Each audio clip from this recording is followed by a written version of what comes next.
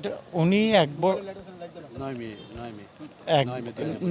9 মে 2025 police তাকে তার বাসা থেকে গ্রেপ্তার করে এবং দীর্ঘ 1 বছরের অধিক কাল অতিবাহিত হয়েছে উনি কারাগারে আছেন। আমরা আইনগতভাবে ওনার মুক্তির জন্য সর্বোচ্চ আদালত থেকে ন্যায় বিচার পেয়েছি। সর্বোচ্চ মহামান্য হাইকোর্ট জামিন দেওয়ার পরে রাষ্ট্রপক্ষ জামিনের আদেশ স্থগিত করার জন্য চেম্বার জজে যায়। মহামান্য আপিল বিভাগ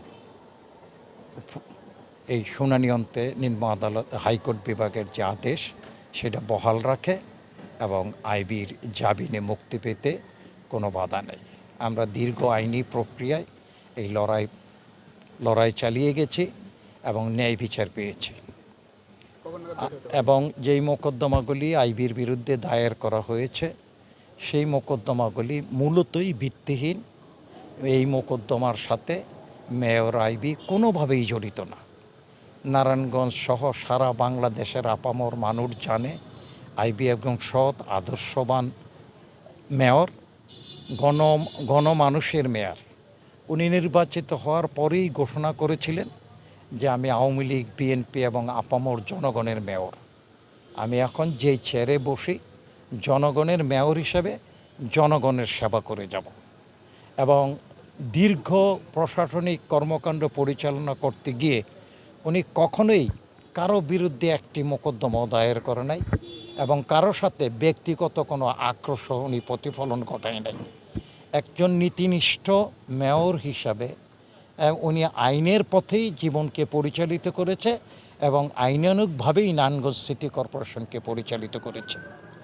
এই যে মামলাগুলি দায়ের করা হয়েছে তার বিরুদ্ধে, এগুলি মূলত ভিত্তিহীন মোকদ্দমা, যার কোনোটার সাথেই মেয়র আইবি জড়িত না।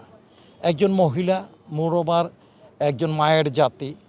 আমরা দেখলাম একই দিনে একই সময় একই বিষয়ে ফতুল্লা থানায় একটা হত্যা মামলার তারে আসামি করা হয়েছে, আবার সিদ্দিরগঞ্জ থানায়ও একটা হত্যা মামলার আসামি করা হয়েছে। সময় এবং দিন তারিখ এক। এইটা কোনোভাবেই এইটা সম্ভব না। এই যে ভিত্তিহীন মিথ্যা মোকদ্দমা, এই মোকদ্দমা দায়ের করে তাকে জেল হাজতে আবদ্ধ করা হয়েছিল। আমরা আইনানুগ লড়াইয়ে উচ্চ আদালত থেকে ন্যায় বিচার পেয়েছি। আমাদের মহামান্য উচ্চ আদালতে ব্যারিস্টার সারা হোসেন এবং মোতাহার হোসেন সাজু, সিদ্দিকুর রহমান সহ অনেক আইনজীবী, মানবতাবাদী আইনজীবী, গণতান্ত্রিক মনা আইনজীবী এবং নারায়ণগঞ্জে যারা লড়াই করেছে, অ্যাডভোকেট মাহবুর রহমান মাসুম, অ্যাডভোকেট জিয়াউল ইসলাম কাজল, জাহিদুল হক দীপু, শাহিন মাহমুদ সহ অসংখ্য আইনজীবী, তারা নিজেদের বিনা পরিশ্রমে বিনা ফিয়ে সেখানে আইনানুগভাবে আমরা তার মুক্তির জন্য যে আমি অ্যাডভোকেট আওলাদ, আমি মেয়র আইবির একজন নিয়োজিত আইনজীবী। আমরা সেখানে যে এই আইনি ফাইটটা আমরা প্রথম থেকেই এই তত্ত্বাবধায়ক সরকারের সময় ইউনূসের আমলে দিয়ে ওনাকে গ্রেপ্তার করা হয়েছে, আমরা সাহসিকতার সাথে সত্যটা উপস্থাপন করে ন্যায় বিচারের জন্য নিম্ন আদালত থেকে উচ্চ আদালত পর্যন্ত আমরা চেষ্টা করেছি। অবশেষে উচ্চ আদালত থেকে আমরা ন্যায় বিচার পেয়েছি এবং ইনশাআল্লাহ আইবি যদি কারামুক্ত হয়, উনি কোনো প্রতিহিংসার রাজনীতি বিশ্বাস করে না, উনি কোনো শত্রুতামূলক রাজনীতি বিশ্বাস করে না, অগণতান্ত্রিক কোনো পদ্ধতির রাজনীতি বিশ্বাস করে না। উনি এক গণতান্ত্রিক মনা আদর্শবাদী এবং আমাদের দেশে এই জাতীয় নেতা যে কোনো দলেরই থাকুক, তারা আমাদের দেশের সম্পদ, তাদের পাশে জনগণ এবং সরকার সবাই দাঁড়ানো উচিত।